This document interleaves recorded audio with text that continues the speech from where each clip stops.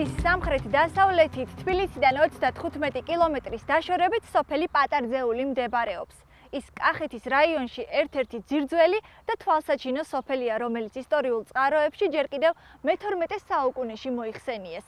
უნდა აღინიშნოს, რომ სოფელ პატარძეულში ადგილობრივებთან ერთად უკვე რამდენიმე წელია აჭარიდან ჩამოსახლებული ეკო-ემიგრანტები ცხოვრობენ, რომელთა შრომის მოყვარეობა ნამდვილად სამაგალითოა. ასე რომ, ერთად გავუყვეთ პატარძეულისკენ მიმავალ გზას, სადაც ნამდვილად საინტერესო მოგზაურობა გველოდება.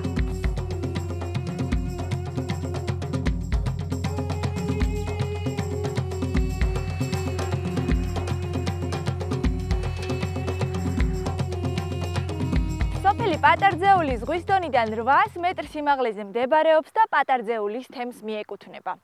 მას აღმოსავლეთით სოფელი წყაროსთავი, დასავლეთით სოფელი სართიჭალა, ჩრდილო-დასავლეთით სოფელი ხაშმი, სამხრეთით კი სახნავ-სათესი მინდვრები ესაზღვრება. სოფელი პატარძეული საგარეჯოს მუნიციპალიტეტში ერთ-ერთი მჭიდროდ დასახლებული სოფელია, სადაც დღემდე 1100 კომლი ცხოვრობს.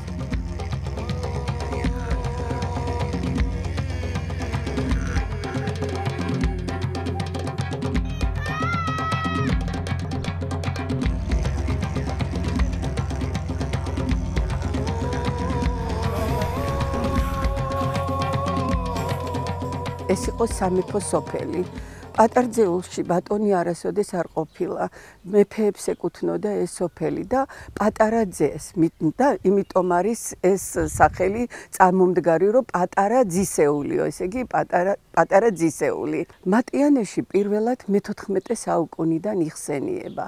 მაგრამ უფრო ადრინდელია, იმიტომ რომ ამაზე მეტყველებს ტყეში გაბნეული ნამოსახლარები. ის კი არა, როდესაც მოსახლეობა მიწას ამუშავებს, ან რაღაცა სამშენებლო სამუშაოებს აწარმოებენ, ადრეული ბრინჯაოს ხანის ნივთებსაც კი პოულობენ. ერთ-ერთი ცნობით და ისტორიკოსებიც ადასტურებენ ამას, რომ აქ ყოფილა სუჯეთის სამეფო და პატარძეულში იჯდა დედოფალი სუჯი.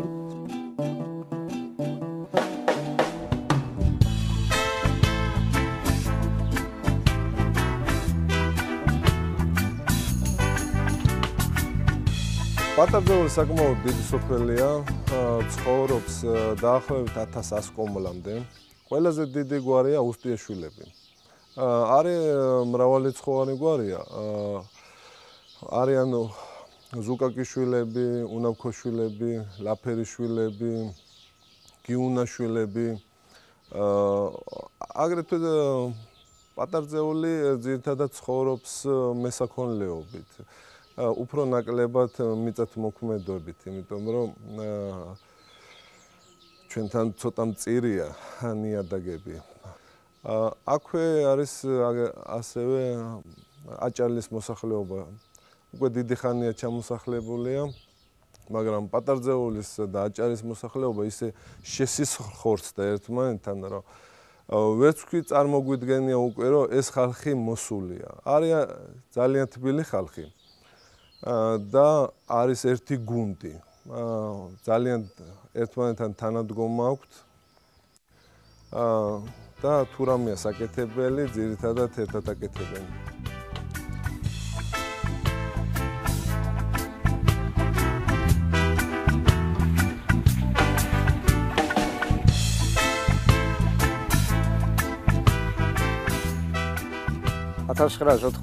წლის წაბლანის ტრაგედიის შემდეგ რაიონში გადაწყდა, რომ ადგილობრივი ხელმძღვანელობის მიერ გააეთავისუფლებინათ ის ადგილები, სადაც საშიში იყო ცხოვრება მეწყერულ მოვლენებთან დაკავშირებით. მათ შორის მოხდა ჩვენი სოფლის ნაწილობრივ და ჩვენი სოფლის ზოგიერთი მოსახლეობა საცხოვრებლად გადმოვიდა საგარეჯოს რაიონის სოფელ პატარძეულში.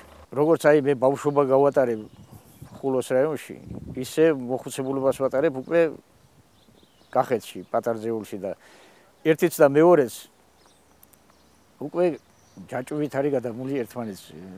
ორივე ერთმანეთს რაგან უკვე ვეღარ განასხვავებთ.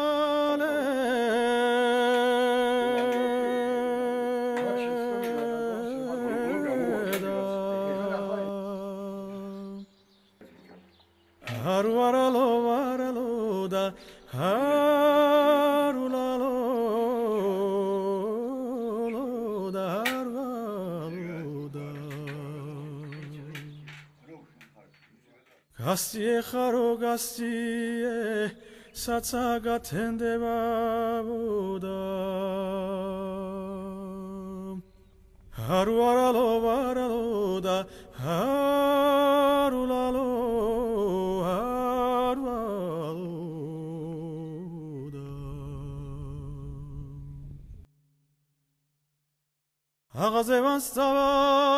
სოფელ პატარძეულის ერთ-ერთ შემაღლებულ ადგილას მრიზიანთ ციხე მდებარეობს, რომლის მშენებლობას ერეკლე მეფის პერიოდს უკავშირებენ. ციხე თავდაცვითი დანიშნულების იყო, საიდანაც სოფლის მოსახლეობას მტრის შემოსევას ამცნობდნენ.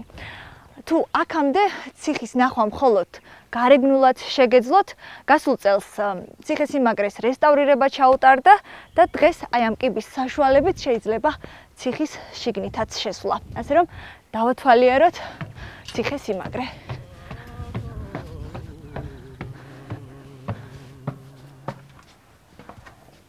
Haruaralo da harulalo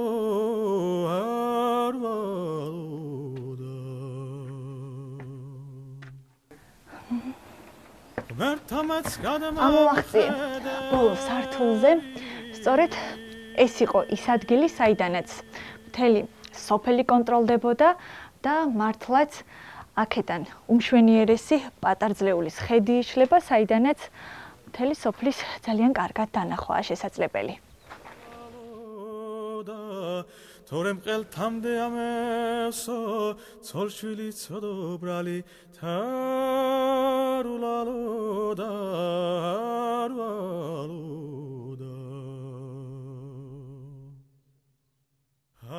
ჩვენ ახლა ვიმყოფებით საგარეჯოს მუნიციპალიტეტის სოფელ პატარძეულში, კონკრეტულად მრიზიანთ ციხესთან.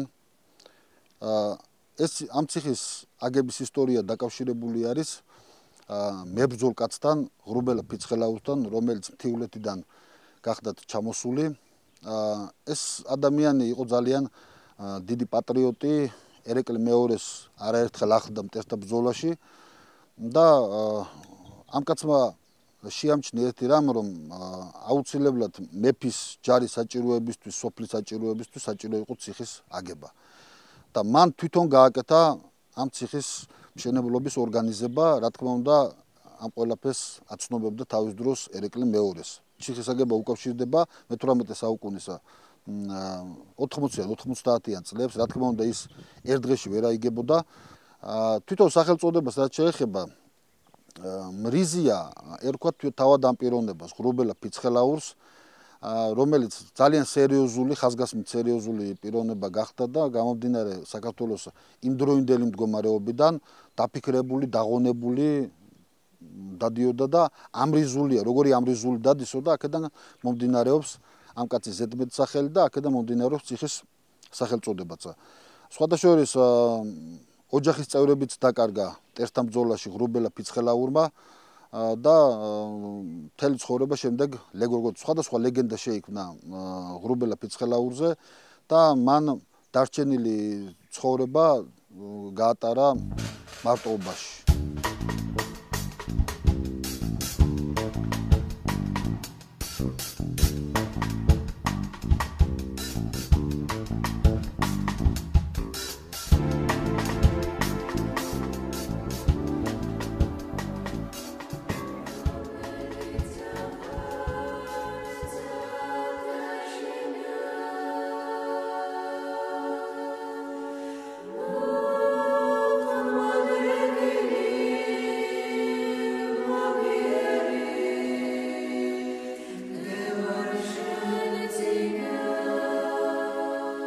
სოფელ პატარძეულში ერთ-ერთი უძველესი ტაძარია ღვთისმშობლის შობის ტაძარი, რომლის მშენებლობას მე-17-მე-18 საუკუნეებს უკავშირებენ. აქვეა მამათა მონასტერი, რომელიც 2003 წელს გაიხსნა. მამათა მონასტერში დღეს 6 ბერი განაგრძობს სასულიერო ცხოვრებას.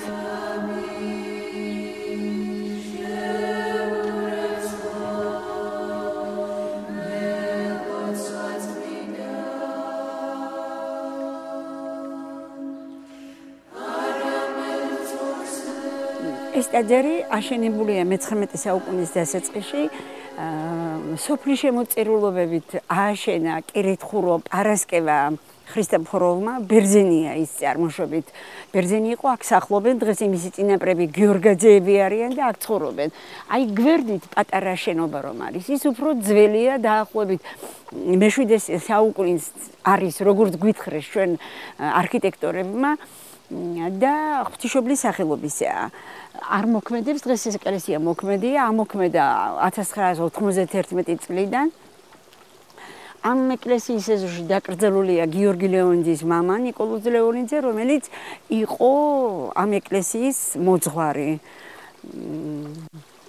თვითონ ეკლესია წმინდა შიოს სახელობისა ერთ-ერთი მცირეთაგანია იმ ეკლესიებიდან საქართველოში, რომელიც წმინდა შიოს სახელზეა აშენებული.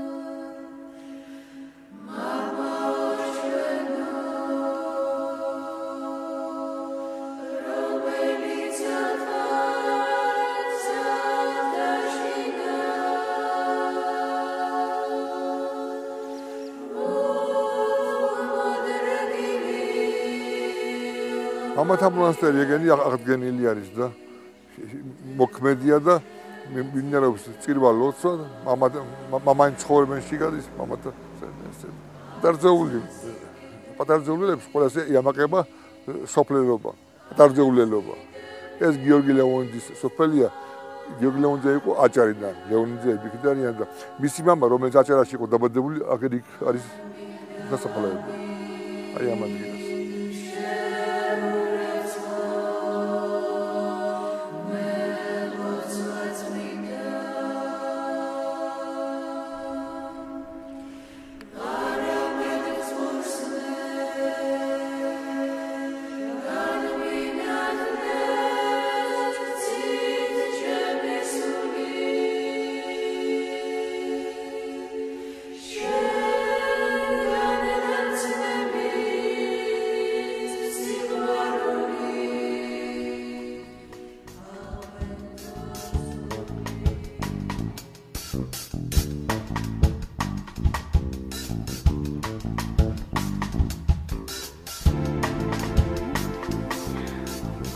$1899 წლის 27 დეკემბერს სოფელ პატარძეულში დაიბადა ჩვენთვის ყველასათვის საყვარელი პოეტი გიორგი ლეონიძე.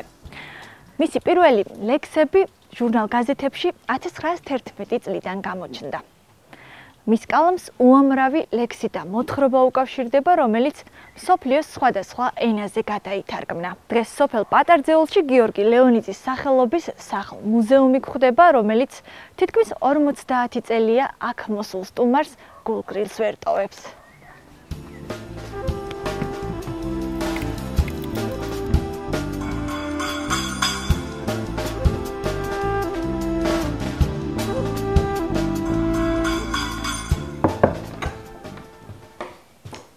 გამარჯობათ. როგორ ბრძანდებით? კარგად, თქვენ როგორ ბრძანდებით? შემოგეჭერით მუზეუმში, თუ არ გვიწყენთ. მოგბრძანდით.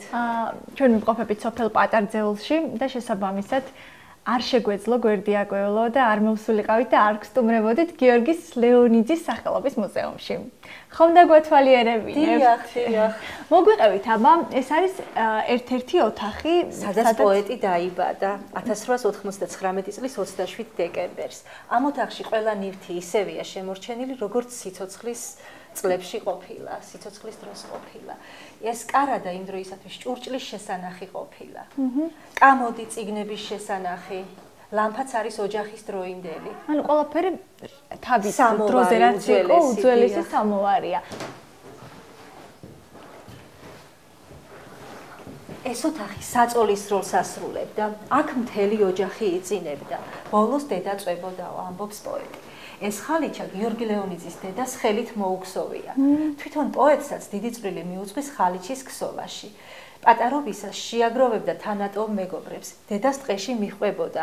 იქ კრეფდნენ ფერად-ფერად ყვავილებს. დედა ამ ყვავილებს ხარშავდა და მის წვენში თეთრ ძაფებს ღებავდა. იღებდნენ ასეთ შესანიშნავ ფერებს. მიუხედავად იმისა, რომ ხალიჩა 100-ზე მეტი წლის არის, მაინც არის გამოხატული მკვეთრი ფერები. კი, ეს გიტარა ჩონგური. ვისაც მუსიკალური ნიჭი აღმოაჩნდებოდა, ის მეგობრები უკრავდნენ, პოეტის მეგობრები უკრავდნენ. გასაგებია და ეს ტანი სამოსი ალბათ გიორგი ლეონიძე ატარებდა სამოს. პიჯაკს გიორგი ლეონიძე ატარებდა. აი ეს პიჯაკი აცვია აქაც ვაჟაობაზე ჩარგალში საიუბილეო საღამოზე შეხვედრა გიორგი ლეონიძე და გალაქტიონ დაბიძე. ეს მისი ხელნაწერებია. ესე იგი ხელნაწერებსაც ინახავთ. დიახ, არის მუზეუმში უამრავი ხელნაწერი დაცული. სუფრა ქართველი მწერლების საჩუქარია, 60 წლის რომ გამხდარა პოეტი, დას მოურთმევია მისთვის. და ეს მაგი და პოეტის საწერ მაგი და სამშაო მაგი და ყოფილა. სამელნე და კალმისტარი დღესაც შემორჩა. ამ კალმისტარით იწერებოდა უამრავი ლექსი და მოთხრობა. და აი ეს წიგნები არის როგორც ხედავ საკმაოდ ძველი.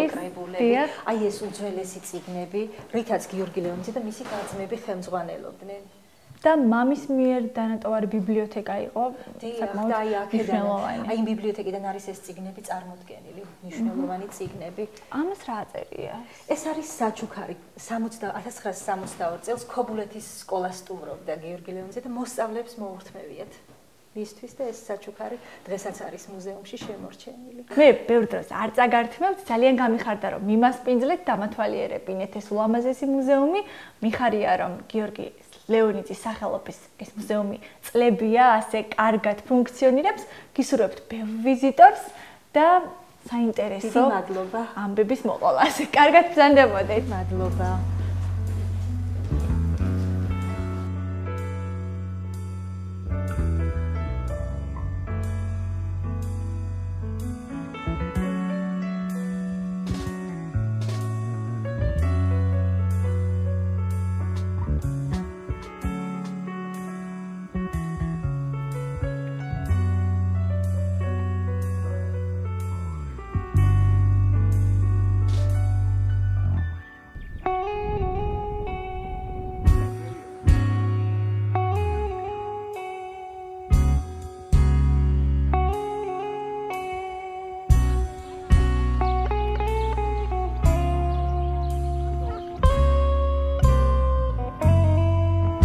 ჯორბენაძე სოფელ პატარძეულში უხუცესი ქალბატონია.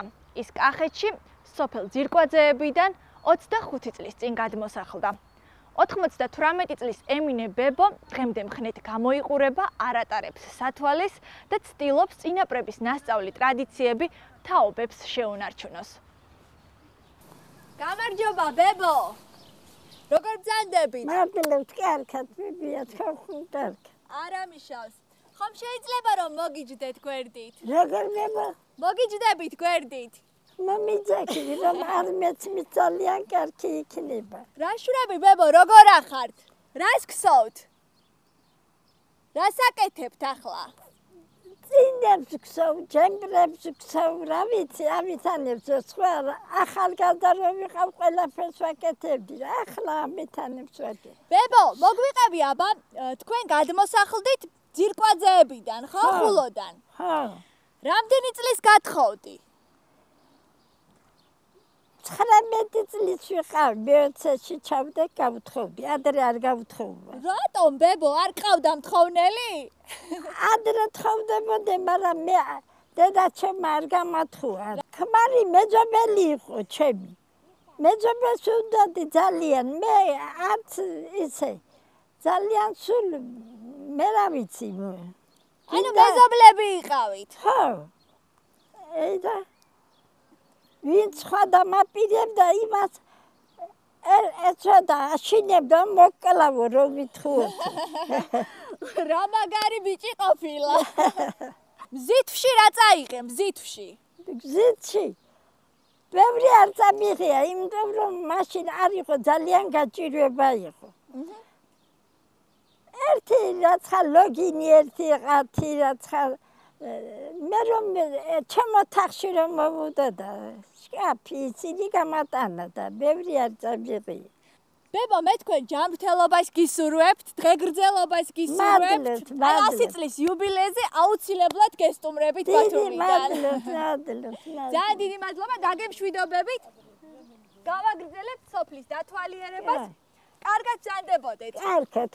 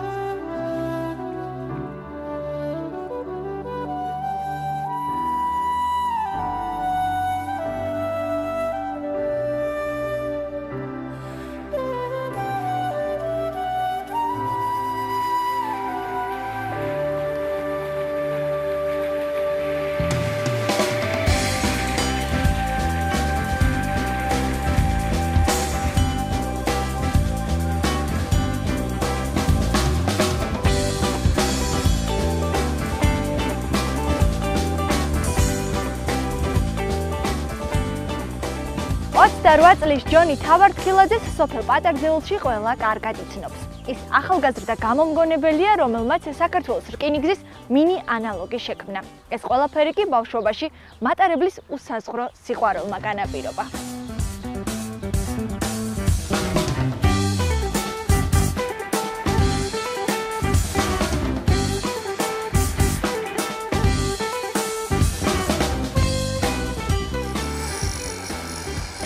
გამარჯობა ჯონი. გამარჯობათ. როგორ ახარ? კარგად, თავად როგორ გიკითხოთ? არა მიშოთ შეიძლება. შეიძლება რა თქმა უნდა. შრომობ როგორც ხედავ. ნუ დავიწყე დიდი ხნის პაუზის შემდეგ, იმიტომ რომ განაახლე. ხო, ნუ აახლებ ეხა რაღაცა შემადგენლობები დაძველდა ცოტა და ტექნიკურ შემოწმებას უტარებ, გოგორწყვილია, ბორბალია, რაღაცა ეს რკინიგზის ტერმინებით გესაუბრებით თუ შეიძლება. მოდი მაყურებელი რომ საქმის ყურში ჩავაყენოთ. შენ გაქვს საქართველოს რკინიგზის მინი ანალოგი. აი, საიდან მოგივიდა ეს იდეა, ზოგადად პირველ რიგში მაინტერესებს და შემდეგ როგორ განახორციელე და ეს ყველაფერი მართლა შენ გააკეთე? მაგას ყველაფერს მოგიყვებით დაწვრილებით. პირველად მე რკინიგზის სიყვარული გამინჩნდა ზესტაფონის სადგურში, როდესაც ვიყავი დაახლოებით 3 წლის არც ვიყავი მაშინ, მახსოვს ყველაფერი.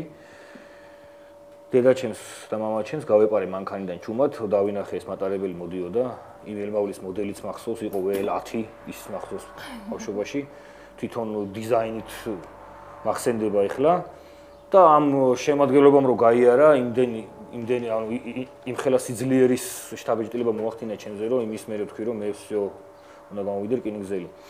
და ამ რკინიგზის მშენებლობა დავიწყე სადღაც 2001 წელს თუ 2002-ში აღარ მახსოვს ზუსტად, მაშინ ვიყავით 13 წლის. პირველად აი ამ მასალისგან, რომელიც ვიპოვნე, ანუ ტელევიზორის ის არის ერთ-ერთი ანუ ძველი ტელევიზორების ერთ-ერთი მეტალია, რომელიც გამოიყენებოდა ადრე, მაგისგან შექმნი რელსი. ელმავლის რესორია, მისი სავალი ნაწილებია, ძირითადად ამ მასალისგან ამაქვს შექმნილი. მერე განმოვბარგეთ აქ სოფელ პატარძეულში და უფრო ფართო მასშტაბის გავხადე. ერთადერთი რაც მე ჩემი ხელით არ შემიქმნია, არის ქვესადგური, მიკროსქემა, რომელიც უზრუნველყოფს მატარებელთა მოძრაობის განრიგს. აქ არის 3 მართვის რეჟიმი. პირველი არის მექანიკური მართვა, რომელსაც მართავ მე, ანუ ამ შემთხვევაში მე მანქანის ფუნქციას ვასრულებ. მეორე მართვის რეჟიმი არის ავტომატური მართვა, როდესაც თბილისი-ბათუმის შემადგენლობა, გინდა თბილისი-ზუგდიდი, ოზურგეთი, ქუთაისი, ეს შემადგენლობები მოხსნილია საქართველოს რკინიგზიდან, იმიტომ რომ უფრო მოდერნიზებული და ახალი სისტემები გაუშვეს, მაგრამ მე მაინც ესენი დავტოვე ძველი. სად მიდის შენი მატარებელი? ჩემი მატარებელი მოძრაობს მხოლოდ ოთახში. ახლა გეტყვი. მინდა რომ წავიდეს შენ. სად მინდა წავიდეს და მინდა წავიდეს სოხუმში. გავაკვები. წაგიყვან აუცილებლად. მე მიხარია რომ შენი ოცნების სამსახური იპოვნე. ზუსტად იქ მოხვდი, სადაც უნდა იყო. დიდი მადლობა. ასევე მიამაყება რომ ასეთ მაგარ საქმეს ართმევ თავს და ეს შეხარ გამომგონებელი. მადლობა. და ნამდვილად საამაყოა. გისურვებ წარმატებას, უფრო მეტ კრეატიულ ამბის მოგონებას და განხორციელებას. ახლა დაგემშვიდობები და შორიდან კი ვიცოდი შენ შესახებ, მაგრამ ახლოდან რომ ვნახე და გაგიცანი, ძალიან მესიამოვნა და გამიხარდა.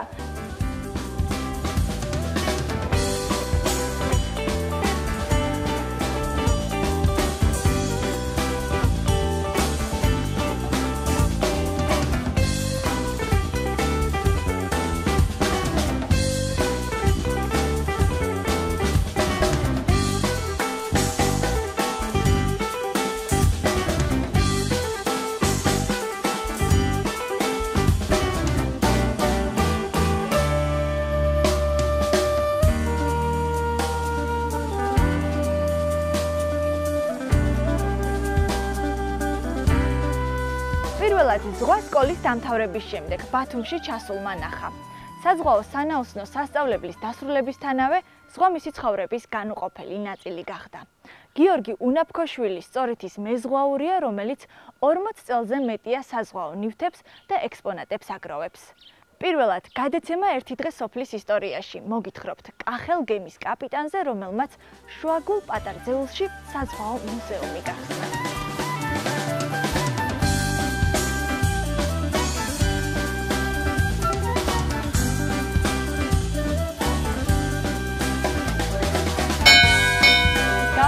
მოგესალმებით, ბატონო გიორგი. მოგესალმებით. როგორ გძალდებით? კარგად, როგორ გიკითხოთ? არა, მიშავს, მეც ვათვალიერებ სოფელ პატარძეულს და როგორც გავიგეთ, თქვენ გქონიათ საზღვაო მუზეუმი. კი, და არ შემეძლო აქ არ მოვსულიყავი. მადლობ, დამთავრებული არ არის, მაგრამ ახლა ალბათ მოხლეს ხანში დავამთავრებ. მოგვიყევით აბა, რა ხდება აქ? ეს ახლა იმიტაცია არის. ეს არის მინი საზღვაო მუზეუმი, ასე ვთქვათ, სახლში გაკეთებული. დაახლოებით 40 წელი არის ამ ნივთებს ვაგროვებ. და ყველა წასვლის შემდეგ, ჩამოსვლის შემდეგ რაღაც პატარა ნივთები ემატება. ზოგს ჩემი ხელით ვაკეთებ, ზოგს მეგობრები მეხმარებიან. ზოგს ჩუქნიან და ასე ნელ-ნელა. ანუ სხვადასხვა ქვეყანაში შეძენილი ნივთები ჩამოგაქვთ სოფელში. არის კიდე ზოგიერთი ძველი ჩამოწერილი გემებიდან ასე ვთქვათ ნივთები, რომელიც ეხლა უკვე გარემონტებულია და ფუნქციონირებს ზოგიერთი რამ, მაგრამ ზოგიერთი რამ არ მუშაობს. რა ვქნათ, ასეა მუზეუმის. მაგრამ ვერ ელევით და მოგაქვთ აქ. კი, აუცილებელი. აი, რა ხდება აქ, აი კაპიტნის თანამდებობა, ასე ვთქვათ, როგორია? რისი გაკეთება გიწევთ გემზე და ყველაფერი თითქოს და ისე გაქვთ მოწყობილი, როგორც ზღვაში. რა თქმა უნდა, გემზე ბევრი რამის გაკეთება გვიწევს. ახლა ნავიგაცია ძირითადია, უსაფრთხო ნავიგაცია. ერთი წერტილიდან მეორეში გადასვლა ტვირთით, რა თქმა უნდა. მე კომერციულ გემებზე ვმუშაობ, კერძოდ ტანკერებზე. ისე სხვადასხვა დროს სხვადასხვა ტიპის გემებზე მაქვს ნამუშევარი. 4-5 ტიპის გემებზე მაქვს ნამუშევარი. ამ მუზეუმის შექმნის იდეა გამიჩნდა 1970 წელს. 1970 წელს მე ვიყავი მატროსი ასეთ ტანკერზე, კლაიპედა იყო ასეთი ტანკერი. პრაქტიკანტი ვიყავი, მაგრამ შტატში მოვხვდი მატროსად დამაყენეს. და შევედი საზღვაო მუზეუმში, საკმაო ხანს ვეძებდი ოდესაში. და ძალიან კაი მუზეუმი იყო ეს მაშინ. მე უფრო უკეთესი გახდა, მაგრამ მე რაღაც ხანძრის გამო დაზიანდა გავიგე წლების შემდეგ. და ამ მუზეუმიდან რო გამოდიოდით, იქ იყიდებოდა საზღვაო ნივთები, მცირე, ძალიან მცირე ჩამონათვალით. და ერთ-ერთი პირველი ნივთი, რომელიც მე მაშინ შევიძინე, იყო იალქნიანი გემი პატარა ეს. აი ეს არის პირველი ნივთი. ეს არის პირველი შენაძენი. 1970 წელს ოდესაში, ესე იგი, აი ეს ნივთი შევიძინე. პირველი ნივთია სხვადასხვა ეს. და აქედან დაიწყო. როდესაც დანომროს დავიწყებ ნივთების, ამას პირველი ნომერი ექნება, იმიტომ რომ ეს პირველია. კი ბატონო. კი, აი სულ პატარა რა, აი თოლია და იალქნიანი გემი რა, შავ ფონზე. ეს პირველი იყო და მე უკვე როგორც მოგახსენეთ, დაიწყო. ზოგჯერ გემზე რაღაც ფუჭდება, ნაწილი, რამე ჩამოიწერება ეს უკვე არავის ჭირდება. ასეთები ძალიან ბევრი მაქვს, რაღაც პატარ-პატარა ნივთები წამოღებული. დროშები მაქვს კიდე. ანუ ყველაფერს ეზიდებით, რაც კი, მაღაზიებიდან, აი მოგახსენეთ ეს საზღვაო მაღაზიები, სპეციფიკური და სპეციალური მაღაზიები, სადაც იყიდება საზღვაო ნივთები. ხო, და ამ მაღაზიას ძალიან დიდ პატივს ვცემ მაღაზიებს და არ უშვებ არც ერთ მომენტს, რომ არ შევიდე. არ შეიძინოთ შემდეგ. აი, როგორია მეზღვაურის პროფესია? რამდენად ეთანხმებით თუ არა მოსაზრებას, რომ სახიფათოა? სახიფათო ყველაფერია, რა თქმა უნდა, იქ ხიფათი მეტია. მეზღვაურის პროფესია არის ძალიან საინტერესო და დახურული. რამდენიც არ უნდა მოგიყვეთ ახლა თუ თვითონ არ ხართ მეზღვაური, ძალიან ძნელი იქნება აი მისი ასე ჩაწვდომა, რომ თუ ეს თვითონ უნდა განიცადო. და თვითონ არა მარტო უნდა იყო, არამედ რაც უფრო მეტ ხანს ხარ ზღვაში, მით უფრო საინტერესოც ხდება, ძნელიც არის და უფრო გაინტერესებს და უფრო გიყვარდება. ხვალ არის 25 ივნისი, მეზღვაურთა საერთაშორისო დღე. როგორ მიულოცავს კაპიტანი გიორგი ამ დღეს მეზღვაურებს და რას ურჩევთ დამწყებ მეზღვაურებს? აი რა ჭირდება მეზღვაურს რომ იყოს კარგი მეზღვაური და მიაღწიოს წარმატებას? პირველ ყოვლისა გულთა და სულით მიულოცავ ყველა ქართველ მეზღვაურს და მსოფლიო მეზღვაურებს, იმიტომ ეს არის მსოფლიო საერთაშორისო მეზღვაურთა დღე, მათ ოჯახებს, მეგობრებს და მთელ საერთოდ საზღვაო ელიტას, ასე ვთქვათ, და დამწყებებს. ესე იგი, მეზღვაურის პროფესია არის ურთულესი და უსურებ დამწყებ მეზღვაურებს, რომ უნდა ქონდეთ მათ ძალიან მტკიცე ნებისყოფა. მარტო სწავლა არ შველის ამ საქმეს. ძალიან მტკიცე ნებისყოფა, ჯანმრთელობა უნდა იყოს რაღაც უმაღლეს დონის. მისწრაფება უნდა იყოს და მიუხედავად იმის, რაც არ უნდა მიაღწიოს რაღაც მწვერვალებს და კარგად ისწავლოს, არ უნდა შეჩერდეს. ამ პროფესიას სჭირდება მუდმივი, ასე ვთქვათ, კვალიფიკაციის ამაღლება, ღრმად ჩაწვდომა ყველაფრის, ყოველივე სიახლის შესწავლა და შენთან უნდა ჩათვალო, რომ შენ ხარ ერთ-ერთი პატარა ამის ასე ვთქვათ, საზღვაო საქმისადმი პიროვნება, რომელმაც უნდა შეიტანოს წვლილი მსოფლიოს ზღვაოსნობაში და უსაფრთხოებაში, საერთოდ საზღვაო უსაფრთხოებაში. წარმატებას გისურვებთ. გამიხარდა რომ გაგიცანით. დიდი მადლობა. ნახვამდი. კარგად გრძელდებოდეთ.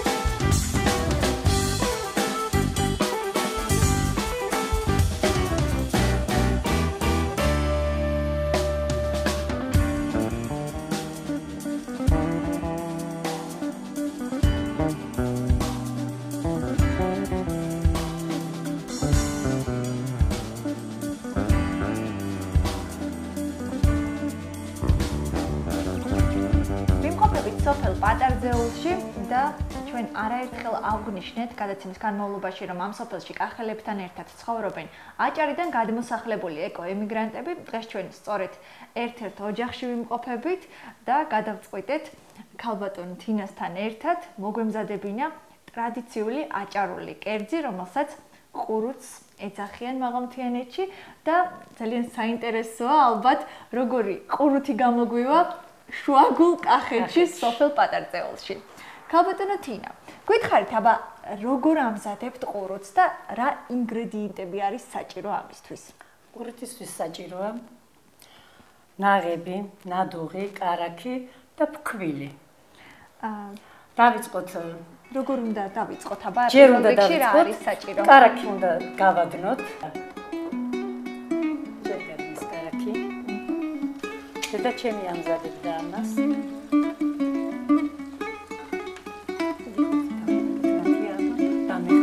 რა თქმა უნდა. როგორც ტრადიციული კერძების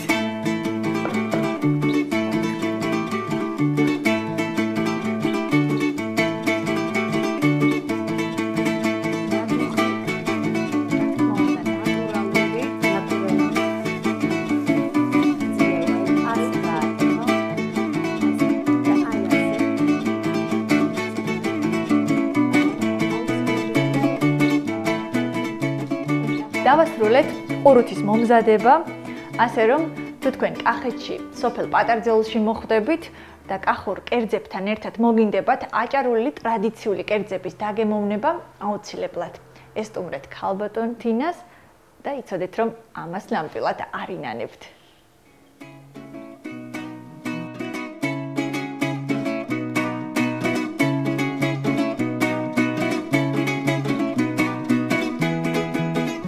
საგარეჯოს კულტურის სახლთან არსებული ვანო მჭედლიშვილის სახელობის ანსამბლი პატარა გარეჯელები ფოლკლორულ სიმღერას უკვე 3 წელია მღერის.